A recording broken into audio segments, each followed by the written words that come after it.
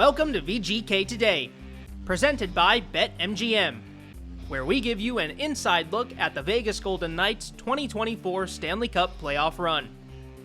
I'm Justin Russo with the Golden Knights on Saturday, April 27th, with Game 3 of Vegas' first-round series against the Dallas Stars set for tonight at 7:30 Pacific Time at T-Mobile Arena. Excitement has been building around town the past couple of days, but tonight is the night the VGK take to the ice at the Fortress for the first time this postseason, and they do so with an opportunity to take a 3-0 series lead over the Stars.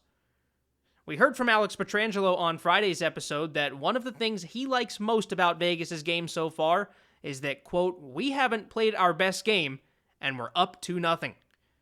The Golden Knights will continue to search for their ideal game Saturday night, now with a sea of gold behind them, cheering them along.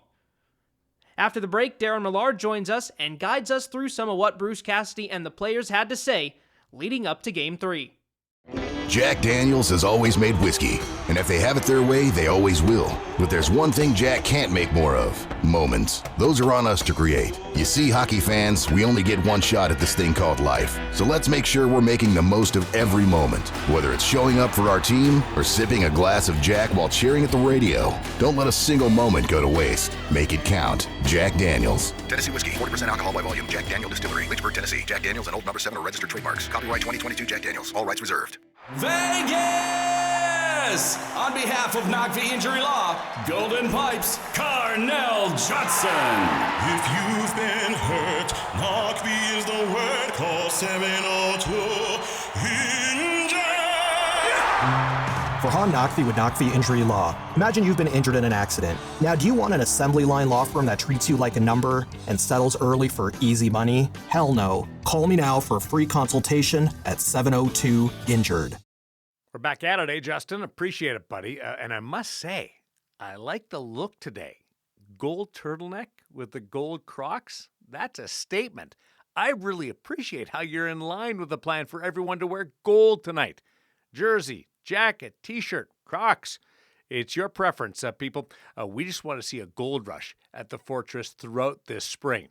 T-Mobile Atmosphere will welcome Vegas back after a sweep of the two road games in Dallas, putting the Golden Knights halfway to the first-round finish line. Not going to say the other word, just saying they're halfway already to the finish line of the opening round.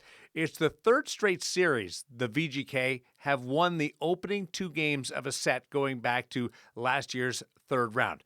But this time, they come home for the influential Game 3, which doubles as the first postseason game on the Strip since the Stanley Cup was presented last June 13th. Off the grind just to make the playoffs this year, all the injuries and the adversity, Vegas is healthy. You can see it. They're confident, and they firmly embrace the role of defending champion. Nick Waugh admits the early success in this series has made it feel like the playoffs are further along than they actually are. Coach Bruce Cassidy credits some of that to the similarities of what was a conference final meeting with Dallas a year ago. Thoughts from both after Shea Theodore balances a return of the good vibes with staying present. Like last year, you have to focus one game at a time. You can't look ahead too far, and obviously last year was a lot of fun with the success that we had, but at the same time, the way that we got there was playing, game by game and, not looking too far ahead and, really focusing, on the game that day. You can picture yourself being further in the playoffs, but I guess we just got to play it by game. They have a really good team. They finished first in the West for a reason, so we know they're going to push back next game, so we can look further. Every kind of game and series takes on, I think, a life of its own. So we're going to use whatever we need to from last year. We're not going to talk about it a lot. We're going to talk about our game. And last year we did go from 2-0 to 3-0, right? So obviously we handled that well. We went into Dallas and won. So now we're coming home to win. That's our goal. And it's that simple. To me, it's that simple. We're one game at a time. We want to be better than we were the previous game, all right? The things we did well, we talked about them this morning. We're going to talk tomorrow morning about things we can do better and improve on, and And actually built a few of them into practice today. So I guess it was a little bit of a mix now that I think about it. So that's where we want to go, plain and simple. If you are going to the game, plan to be in your seats in time for the best in-arena opening in the National Hockey League. The start of the playoffs means an updated presentation that will only inspire an atmosphere that was voted the most challenging for visiting teams in the NHL. Home ice will be an edge tonight. Neither Bruce Cassidy or Shea Theodore distanced themselves from that. However, not being swept away in the midst of the emotional explosion will require some focus. You want to feed off some of that, right? It's just don't let it disrupt how you're going to play. You can use the emotion to bring a little more energy or battle level, but the puck management and the risk versus reward plays, like those can't change at home just because you're in front of the crowd and you want to sort of make prettier plays, right? If they're there, you make them. If not, and I think that'll be the toughest challenge early on. I think that's what typically happens to home teams. Feel a little better at home, and so you're going to want to make plays and just make the ones that are necessary and the ones that are available, and try to make something good happen for your team early. That's what Dallas will look at. They can go in there and like we did in game one, right? Get an early goal, have something good, build off a positive. So we got to be mindful of that we're on our toes early, not just assume because we're home we're going to be the better team. I mean, that doesn't work that way. We've been a pretty good home team all year, and if we can start on time and keep the pressure on, then I like our chances. The defending champions have trailed for just 82 seconds in the opening two games. I'm a numbers guy, and that's an incredible stat considering neither team has controlled play for more than a couple of shifts at a time. There isn't a definitive reason why the Golden Knights won both close games in Dallas. Things are they're playing out like they did last year when Vegas won the first two games against the Stars in the third round in overtime. Those games were in Vegas, and then the Golden Knights went on the road to win Game 3. This time, they're at home.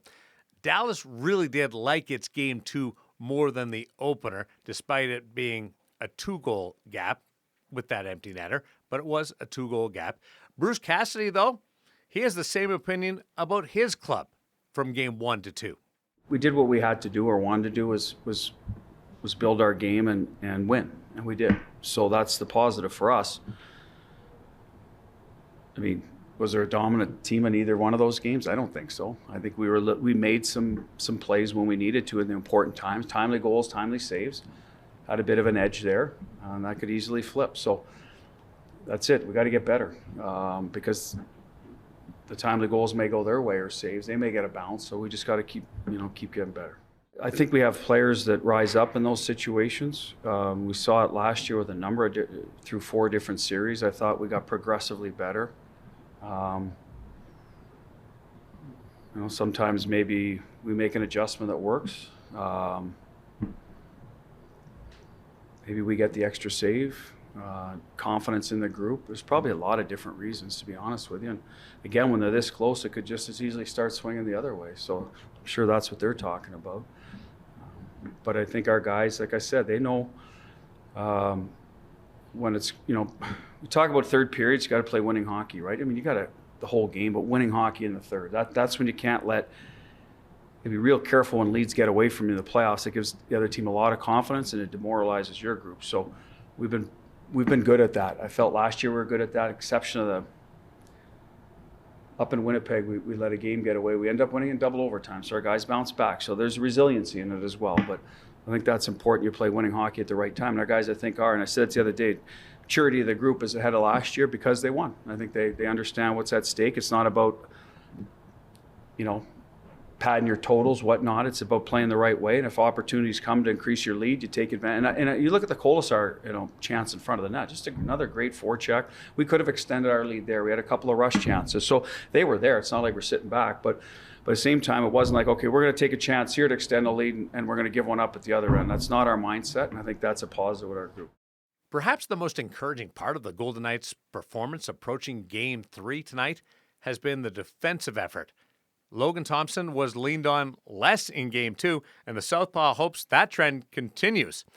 His coach will be able to influence the play on the ice with last change at his disposal. Admittingly, Bruce Cassidy hasn't matched lines or chased other teams' personnel much in his 2 years in Vegas. But the play and his team's play, as much as the opposition, will decide his in-game approach to that. Knowing Cassidy has a group that is only a couple of games back to significant health, he's looking for an added evolution of strong play. We'll use certain people against them if we feel there's a line there's a mismatch. I don't think there's been a large discrepancy either way. I don't look and say, oh boy, they're this particular line. I mean, they started switching a few people around the other day, probably because they were looking for offense from, different people and trying different chemistry. That happens, when you haven't generated a lot. We might change some of our lines up too because we feel there's offense to be had too. Now, part of the thing we have to keep in mind is Mark Stone's played 2 games in whatever it is, 2.5 months, and same with Hurdle's not that many either, with nobody on the team here either, just for whatever it was, 4 or 5 games. So we're gonna have to be a little bit patient with, that part of the game coming around. But how that'll affect our matchups tomorrow, that'll be I'm not going home tonight saying it's going to be this against this, right? Let's see what they're bringing. I understand they have a few injuries. That might change their lines.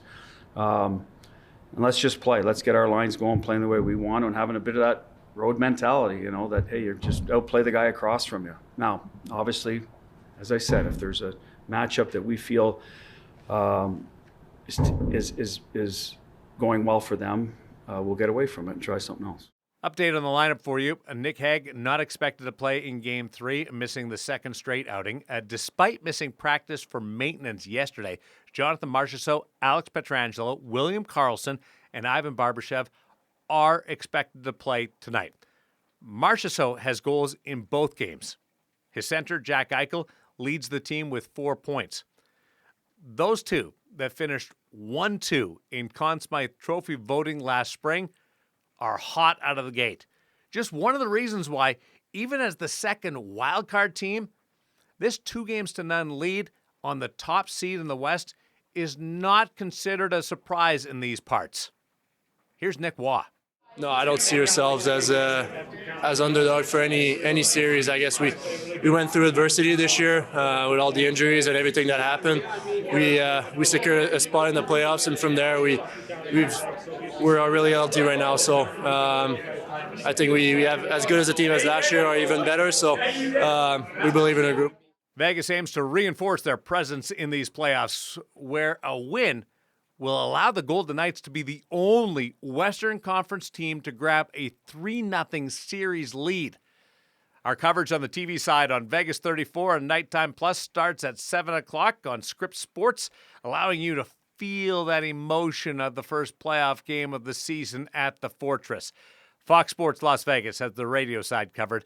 Their pregame show on the air at 6:30. Join us tomorrow morning for a full recap of Game 3 as VGK Today takes you through the entirety of the 2024 Vegas Golden Knights Stanley Cup playoff run. And Justin, I just have to know, where'd you pick up those Crocs? That's outstanding. It's the right shade of gold as well. Good job, buddy. Well, look, Daren, we can't tell all of our listeners to go out and wear gold to the game on Saturday night and not partake ourselves. I mean, the players are giving it 100% on the ice. The entire organization is ready to put on a spectacle at the Fortress on Saturday night. So at the very least, I can do my part by draping myself in gold from head to toe. And as for the Crocs, that one stays close to the vest. Let's just say, I know a guy. Thanks again to Daren for joining us on today's episode. Stay tuned after the break because we're going to check in on the Stanley Cup playoffs, which on Friday night had a key development in the realm of a potential second-round opponent for the VGK. Listen up! Your share at winning over $500,000 in free fuel and products is just a tap away with the Terrible Social House app. Yes! With a qualifying purchase at the pump or in-store, you can shop, spin, and win directly on your phone. Win free products that you can redeem instantly in-store, or if you're feeling lucky, you could land on free fuel towards your next fill-up. Shop, spin, and win. Download and play today. Terribles. Deliberately different since 1959. Go to terribles.com for more details. Hello, I am Kerry Buboltz, President and CEO for your Vegas Golden Knights. I am a proud board member of the Nevada Donor Network Foundation. With over 600 Nevadans waiting for a life-saving organ transplant, we can all do our part to bring hope to those waiting. I am partnering with Nevada Donor Network to raise awareness about registering to be a hero. I am a registered organ, eye, and tissue donor and proud Nevadan. Are you? Join us at wearenevadans.org. Let's take a look across the Stanley Cup playoffs and see how things shook out from Friday night's 4-game schedule.